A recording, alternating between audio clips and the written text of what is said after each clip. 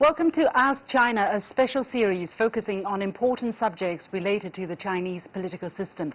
In today's episode, we'll look at China's artificial intelligence, 5G development and science and technology policies.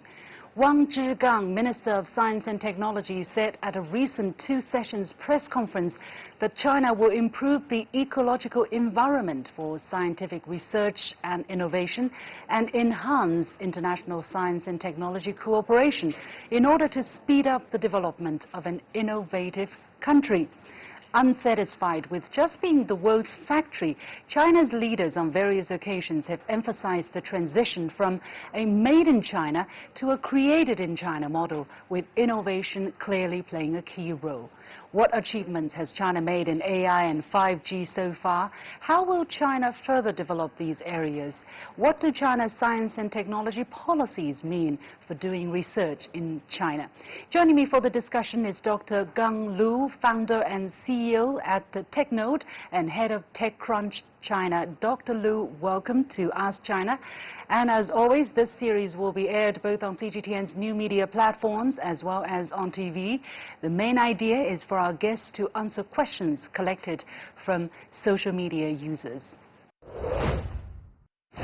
So, Dr. Gang, let's first take a look at what some of the friends our reporters talk to say about China's AI development. With all the recent advances in artificial intelligence, like how do they plan to roll that out and make the people accustomed to live with that? ¿Cuál es el tipo de comentarios que recibe de su población, de la población china, respecto al desarrollo de un sistema que combina el Big Data, la inteligencia artificial y sistemas como la videovigilancia? ¿Esto inquieta a la gente? ¿Han recibido algún tipo de comentario respecto a vamos a estar muy controlados en el futuro? All right, so you can start answering the first question. How is China going to further its AI application?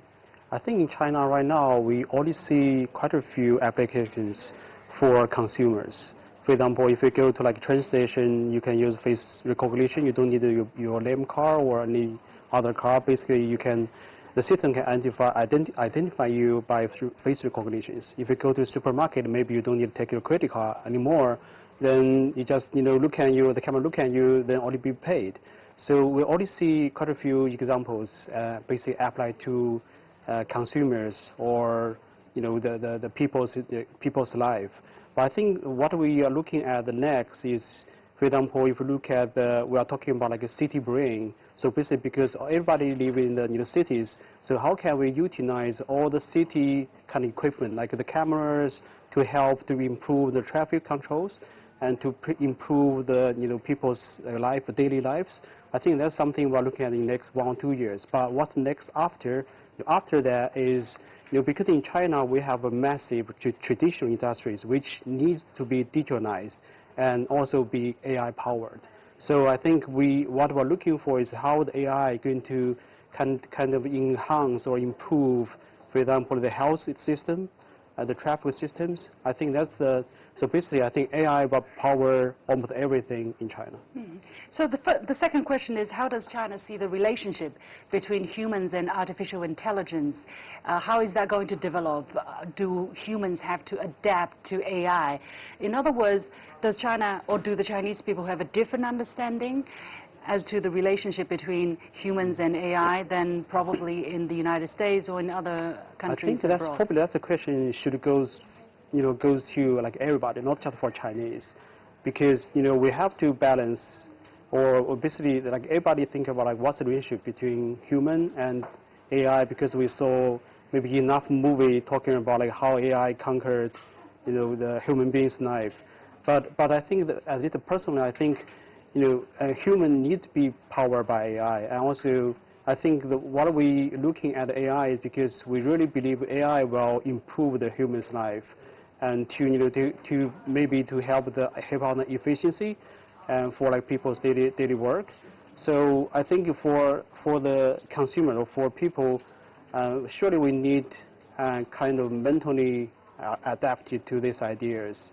We don't need to worry about AI because if we go to, I would say, if we go to the street, if we go work, I think, if you're looking at looking for the best restaurant, looking for the best hotel, looking for the best job, because everything could be AI powered to give you the best choice. But then people will be out of job, right? We were talking about these banks that are not manned, these banks where you just see machines, or restaurants where you just see machines, or even TV anchors who are AI application instead of a real person. So people will be out of jobs. Are people not worried about it?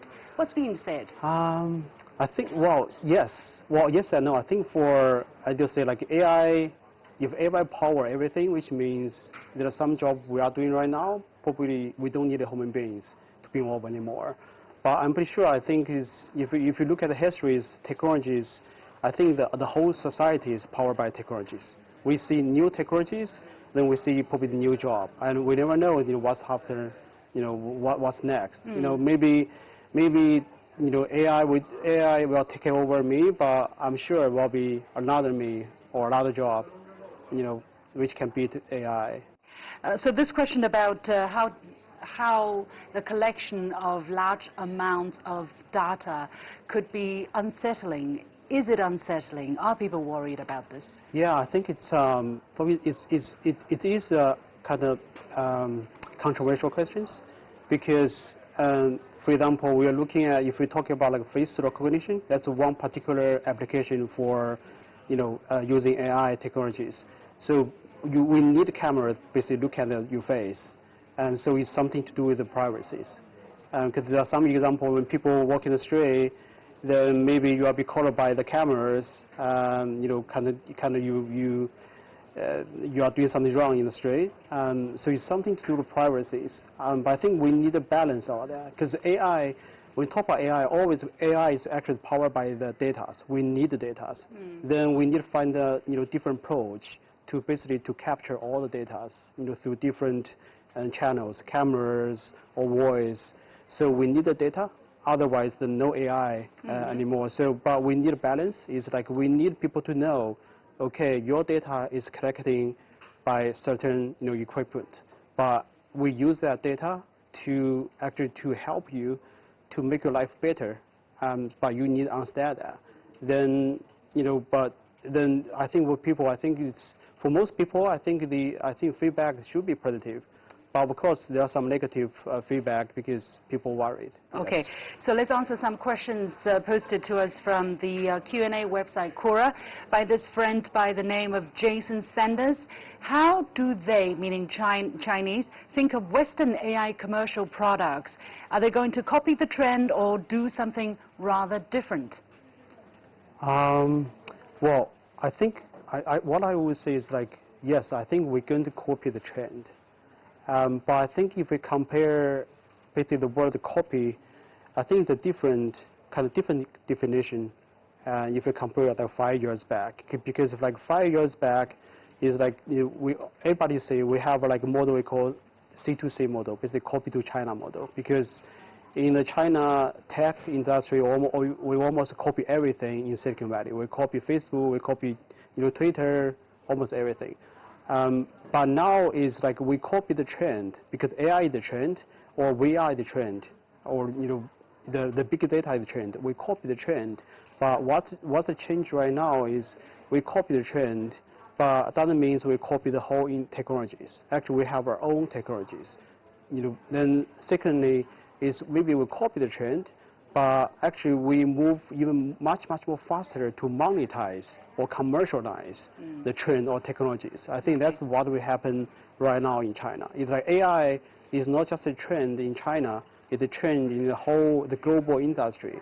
But if you look at the applications, actually we have many more applications compared to the US. But China's also, or Chinese researchers are also putting their resources into research, right? So that they're not, in the future probably they will lead the trend.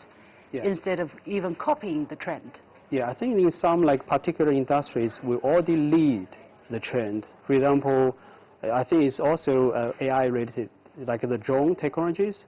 The company, the Shenzhen-based company DJI, they have probably 70% of the market share in the global market. And there are some other examples as well. All right. So another Quora friend, anonymous friend by the name of John Collins, he says, are there Chinese specific versions of things like Alexa and Siri?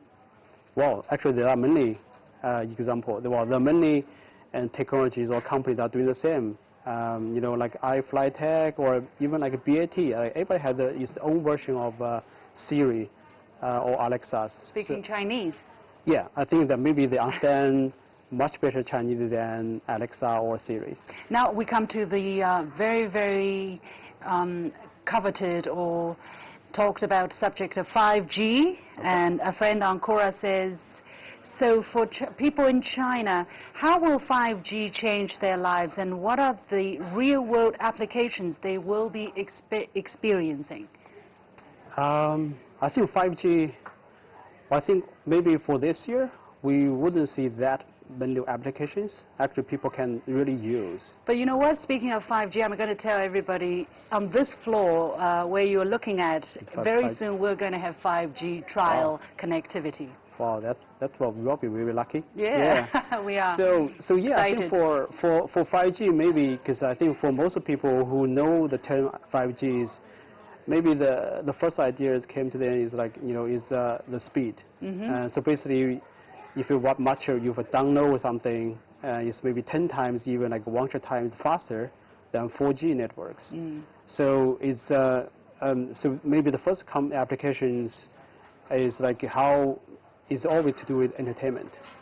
So right now maybe we watch like the movies on the TV, but right now, because for example we talk about like VR, the virtual reality for like many years. But why the VR is not getting popular? Because the batteries, right? Because with the 5G powered, so maybe we don't need to go to the studio anymore. We can just watch, the football match with the VR headset, at home because we have the batteries, we have the speed. So I think that's something we're going to enjoy. Thank you very much, Dr. Liu. And that was Dr. Gang Liu, founder and CEO at TechNode and head of TechCrunch China. For more discussion, we have a question for our online viewers. Are you willing to buy new and more electronic devices to adapt to the 5G era? Feel free to go to CGTN's Facebook, Twitter, and other social media platforms to leave your comments. Thanks for watching this edition of Ask China.